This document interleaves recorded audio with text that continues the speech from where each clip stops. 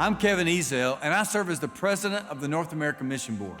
We are encouraged that you're joining us, along with Pastors JD and David, to talk about the opportunity that college students have to play in the role of the Great Commission through the GO2 initiative. At the heart of the GO2 initiative is a commitment to put Jesus first in your life and in your career, and we're asking you to give the first 2 years after you graduate to living on mission. For some of you, that will be serving with a church plant in a major North American city, and for others, it will be serving as a missionary among unreached people groups around the globe. Your generation has a great opportunity for gospel advance with innovations in travel and global marketplace, and that's why our organizations have partnered together with this GO2 initiative. We work with church plants and missionary teams all over the world who are urgently asking for workers to join them until everyone has heard.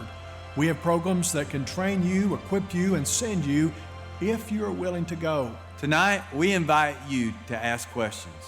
Start by asking God whether He might be asking you to make a GO2 commitment or whether He wants to use you to spread the gospel.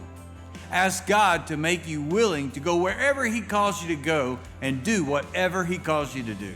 If you're a senior or finishing up graduate school, we're praying your response might be to make the GO2 commitment tonight and to ask someone about your next step. If you're a freshman or sophomore, your next step tonight might be a commitment to spend a summer or a semester on mission to train as a disciple maker.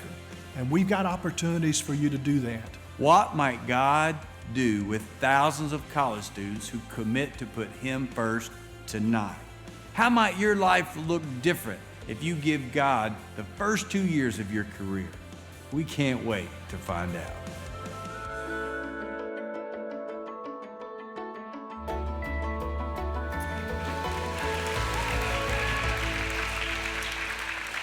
Well, hello everybody.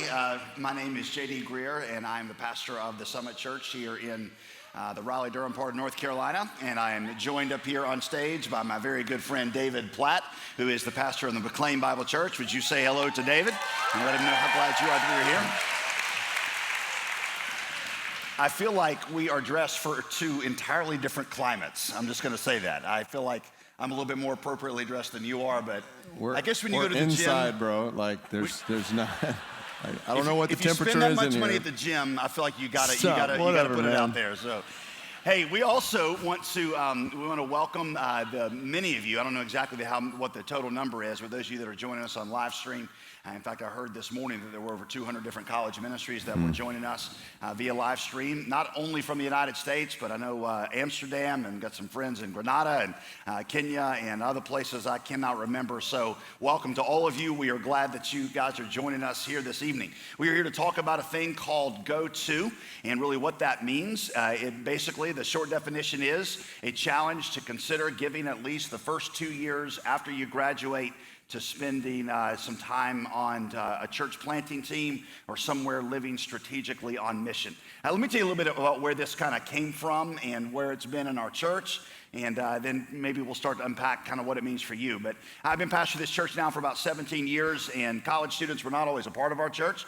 In fact, when I first got hired on this church's staff as the college pastor, before I was the senior pastor, and they walked me into the Sunday school room where the college class met, and there were two people in the college classroom that morning. One of them was from Durham Tech. One of them had dropped out of college, and they were engaged to each other. So that was the future of the college ministry. And so after spending a couple years there, and not a whole lot of college students after that, I got finished with that either. That's when they called me to be pastor, and I pastored for a couple years, and college students really weren't a part of our church. But one Sunday morning, two cars pulled up in our parking lot, a Honda Accord and a Toyota Camry, and 5 college students got out of those 2 cars. They parked in the fire lane. I remember that. 5 college students got out. They came to our service. I guess they liked it because the next week they went back to, I think they were from UNC Chapel Hill, and they brought back,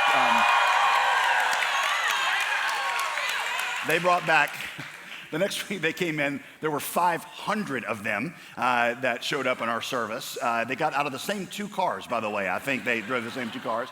And during that time in our church's life, our average weekly attendance, I think, tripled as a church, and our average weekly giving went down $13.48. Listen, we love you college students. We are so grateful for you, and you add a lot to the church, but money is not one of them.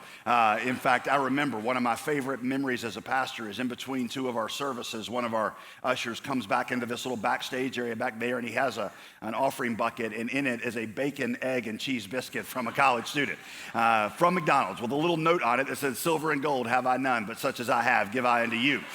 So we knew that we were never going to be a really rich congregation, relatively speaking, but we knew that we were going to have a lot of people that were asking what God wanted to do with their lives, and a lot of people that were potential missionaries. And so we began just to say, kind of tongue-in-cheek, that, hey, unless you've heard from God audibly by the time that you graduate or turn 30 years old, whichever of those comes first, you need to plan on spending the first 2 years of your postgraduate life on one of our church planting teams.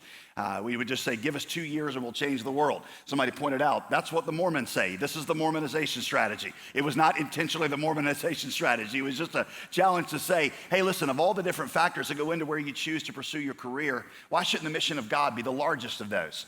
One of the things that as a core conviction this is built on is that calling into ministry is not something that God gives to a select few in the body of Christ in a sacred experience that is conferred through a mystical moment. I often will joke about that around here as the Cheerios method of discerning the will of God, where you expect to stare into your Cheerios and one day it just spells out, missionary or pastor's wife or something like that. I always tell people I stared at my Cheerios for years and all it ever spelled out was ooh, over and over and over again. I mean, that's just not in the Bible the way that God calls people. Here's the truth. The truth is Matthew 5:19, Jesus said, "Follow me and I will make you a fisher of men," which means that when you accepted the call to follow Jesus, you also accepted the call to mission. So the question is no longer if you were called, the question is really only where and how you are called. Not all of you are made to be pastors or writers or singers or work in vocational ministry. God made you good at something. So we say, whatever God made you good at, you should do that well to the glory of God. But why not also do it somewhere strategic for the mission of God?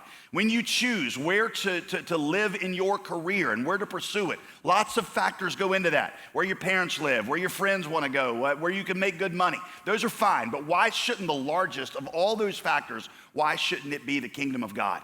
Isn't that what it means to follow Jesus? Is that you have said, I am going to leverage my life to become a fisher of men. And so it's just building this conviction that everybody's called. There's not like a few of us that had this mystical moment. It's everybody. All of us are called to leverage our lives and to think about our careers and our futures through the mission of God. And so we've challenged now over the last decade or so, literally thousands of students that could begin to think that way about their careers and test the waters with that by going for at least 2 years on one of these church planting teams, whether it's overseas or in a church planting team right here in the United States. So when I got elected president of the Southern Baptist Convention about 1.5 years ago, one of the first questions was, what would it look like for this to become something that took place across the nation? What if every serious follower of Jesus in that college and young professional age began to say, whatever God's called me to do, I'm going to do it well to the glory of God, but I'm also going to do it somewhere strategic for the mission of God. That's the GO2 movement. That's why we're here. That's what we were putting really in front of you that we want you to consider. We could just scarcely imagine how God could use a generation that committed themselves to the mission of God that way. So David, I've gone on for about 6 minutes here, and I told you I was going to do that. Why don't you just kind of share a little bit from your perspective what this is, why you're here, of all the different places you could be while you're here, and then after you and I talk for a little bit, we'll get some questions from the audience, but how do you hear this, and what's your passion in this?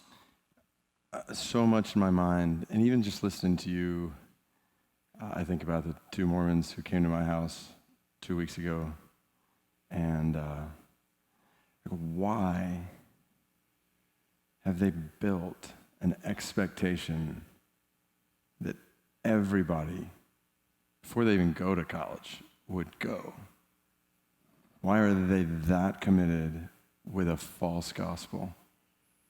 Why do we not have the same expectation with the greatest news in the world of true picture of Jesus and how he will save anyone by grace, not through works?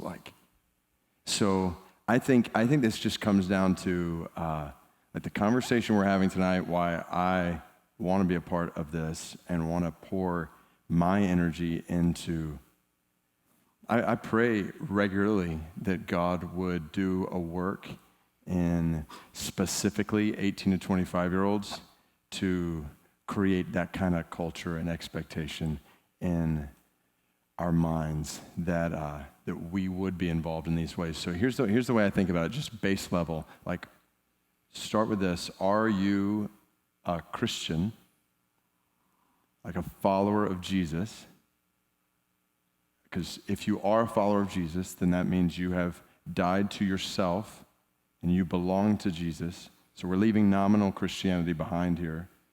That's not what this conversation is about, like adding something on to nominal Christianity. This is presumably a gathering of people who have said, my life belongs to Jesus. My life is his to spend however he wants according to his plans. So we have all, presumably for everyone who's a follower of Jesus in this room, listening, wherever, we have surrendered our right to determine the direction of our lives.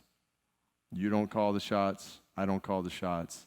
And Jesus determines where we live, how we live, where we go, what we do. So that's totally up to him, according to his plans.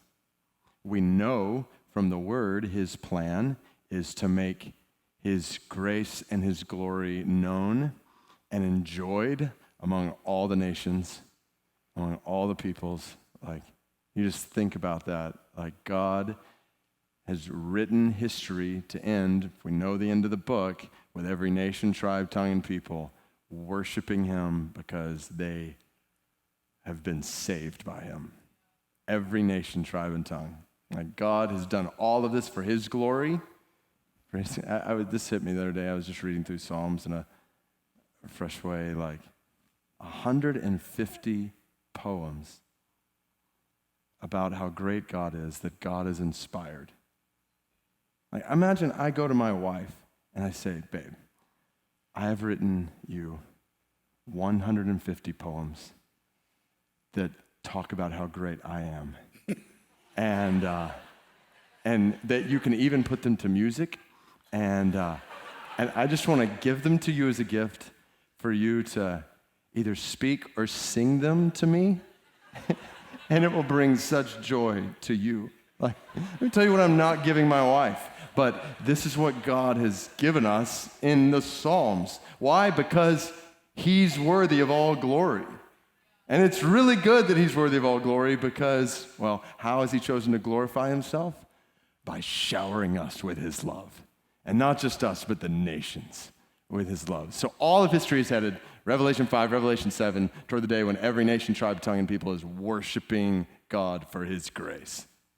So the whole thrust of the Bible is we must, as the church, move on to places where that good news has not gone, where that glory is not known and enjoyed.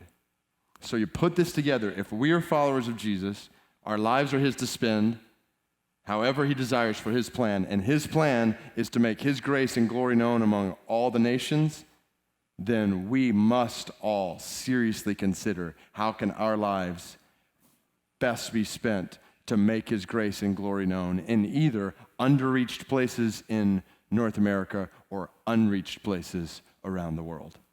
And then the other thought that comes to my mind, so that's just biblically what I think drives what we're talking about tonight, and then practically, particularly with the age group represented in this room, like the unique opportunities at this point in life where like the doors are open to explore all kinds of different avenues, all kinds of different places to work, to live.